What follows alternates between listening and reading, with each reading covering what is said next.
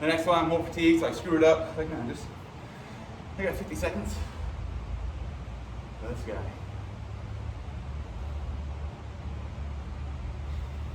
Anyway.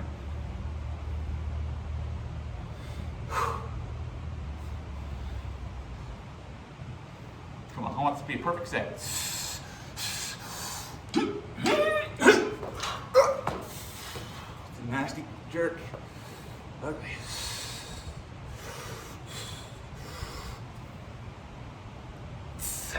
Come on. There we go. Man, the stability. Balance gets tough after. Oh, time. That's time. Last time. Last time.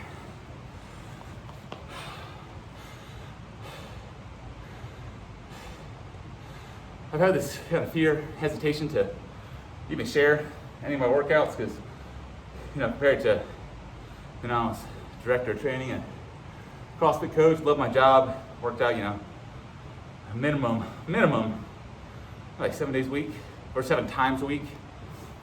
But now that I'm not there anymore, initially I felt like, dude, think about all your old clients that are gonna be like, well, you're not, where you were before. Some head honcho athlete checking out the page and be like, who is this guy? He's not even in the Olympics. Who the fuck's in the Olympics? What percentage of people? What percentage of people are pro athletes? Very, very small amount. So discovered that I can be a normal guy that just stays active and shares my journey to inspire us normal people. If you're a supreme athlete, I don't know, maybe you'll enjoy what I'm talking about, but yeah, it's just kind of a fear of mine, just being open. Was a fear, and then I kind of realized, this feels better to sharing, like, complete truth, not trying to keep up the image of being extremely fit, because in my opinion, I was pretty damn fit. That's hard work, which is fine, but leading by that example is freaking exhausting. It's exhausting. But this, if I'm inspiring people, I'm just doing what I normally do. This is what I would normally do, whether I'm making videos or not.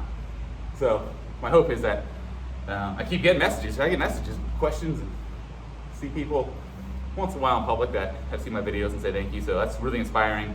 And if you feel inspiration or anything, or questions about me or working out or whatever, supplements, I'm no like genius or guru, but I've lived a pretty full life and I'm not nearly done. So again, I'm here to help, teach, and protect. And if you want to reach out, say something, do so. If not, that's cool too. Work result, not work rest. Work result. I was just thinking to myself, it's 62 degrees right now, which means the water's going to sting a lot more than if it were 20 degrees. But working out in 20 degrees with basically just shorts on, yeah, your skin gets kind of numb. No big surprise, no big deal. Part of the adaptation phase. Again, a big part of what I'm doing is mitochondrial training. The more you expose your mitochondria to stressful situations, it grows, advances, adapts, and overcomes, and basically gets stronger, just like anything else. You stress your life, and you get stronger. What doesn't kill you makes you stronger. That's true. But I was thinking 62 degrees, it's not that uncomfortable. The water's gonna be extra chilly, and I realized, I look forward to the suck of it, which is complete bullshit. I dread the suck, I dread the pain, I dread the whole get up, get outside. It's gonna be very uncomfortable for a little while. Well, for 10, 20, 30 minutes until you get back in the house, dried and thawed out. So I don't look forward to the work. I look forward to the results. How I feel afterwards is worth getting through the dread. I'm getting to a point. And I took this course with a guy named Tony Blauer, B-L-A-E-U-R. Really intelligent guy. He's kind of like the Caucasian version of Bruce Lee to some degree.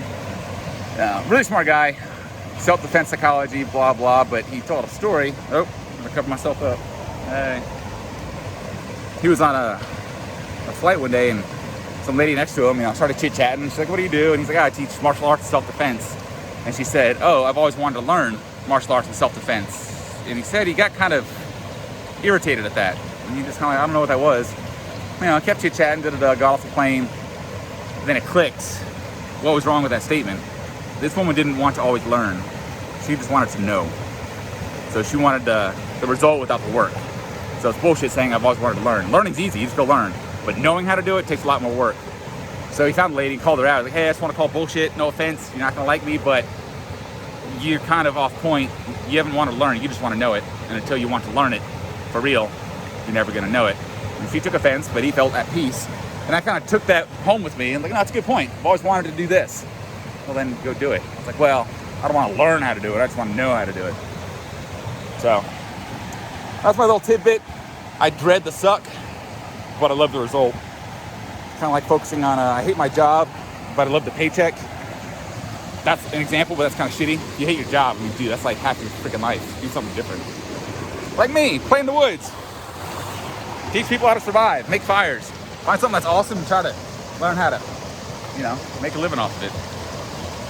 Okay, that's enough of my yammering. Is that a word? Yammer? Oh! Doesn't even sting. Bullshit. It's probably gonna shock my body because it's a weird temperature. I don't know. I'll be honest, I am getting a little tired of this. It's kind of catching up every morning. Like, come on, man, every fucking morning. Like, so, sucks for me too. So I stay out of the water. Yeah, on that 15-degree dip the other night, yeah, my water was half soaked in super cold water. That was fun.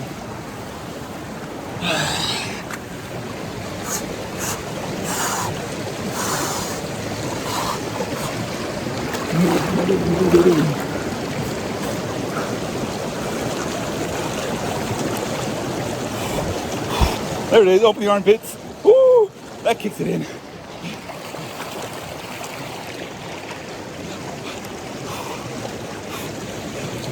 So, how many of you guys are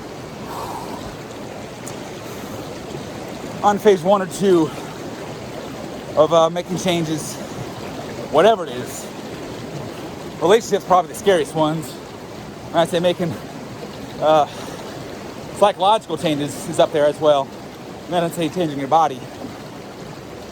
So maybe start with something easier. Changing your body.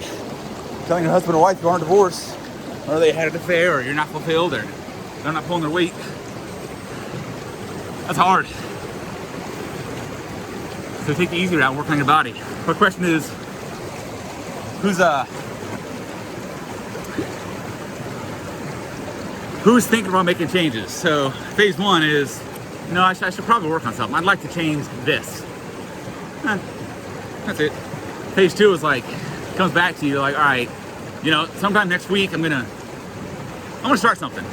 That's phase 2. Phase 3 is, all right, you take your first step.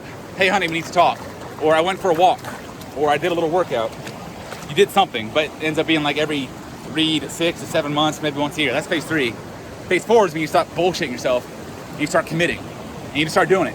Get through the grind like I've been doing. Get through the fucking grind. Just do it until it's abnormal not to do it. So at this point for me, if I don't do this, I feel kind of like a lazy piece of shit. Even though I think I'm going above and beyond most people with this weird water thing. I'm working out in minimal clothes. At this point, I'm at phase 5, or I'm probably 4.5, where I don't want to not get in. I don't want to not do this. I don't want to do it, I'll tell you that. I don't want to do it. I don't look forward to this at all, but I do look forward to the result. And yeah, at this point, I'm almost fully at phase 5. I'm still at that weird phase where I'm like, I kind of hate it. So I'm not in it 100% yet. And being psychologically aware of the process is key. So I know I just got to keep grinding. Oh, I got a bug on my head. Whoa now. Whoa. I just got to keep grinding until I get fully in phase 5. So now you know some of the phases. My objective when I was a coach, very simple. Very simple. If I was clever enough and personal enough. Basically, if I gave a shit about you and actually listened to who you are and what your problems are and your goals are, genuinely listen and gave a shit, which I was really good at because, again, you know my purpose, help, teach, and protect. And if you give me some information that can help me do that, it'd be my honor to help you out. So I think I was pretty good at it because I wasn't good at listening, wasn't good at acting like I was listening. I think I was just pretty good at listening because I actually gave a shit. And all you clients that I worked with, I still give a shit about you, by the way. If you ever got questions, you know where to find me. Hopefully you have another great coach in your life right now. But I still have guys and girls from Urban and other personal training, I don't know, conduits that reach out. So by all means. But again, I forgot what I was talking about. Here's a little PTSD thing. Memory. Crushes your memory. It's ridiculous. So I can't tell you well, yes I can. So, I've been dating someone, and, well, one night, some fun happened, if you know what I mean. She called the next day and says, hey, you probably don't remember that. She told me what happened. I was like, we did what? And I went in the back of my brain, like, zero recollection. It would be like this. Let's say I'm talking to you personally. Hey, remember last week when we went to that skate park and you fell down and hurt yourself? And you'd be like, wait, did that happen? What? Just like that. So I'm learning as symptoms get stronger or tension builds or having a stressful week, basically if stress increases high enough, your memory will be like, boop. So if you got a service member or someone with PTSD, and you're always kind of fussing about he or she never pays attention, don't remember shit from our conversations, must not listen, careful now, because it's a pretty remarkable capacity on what you can forget.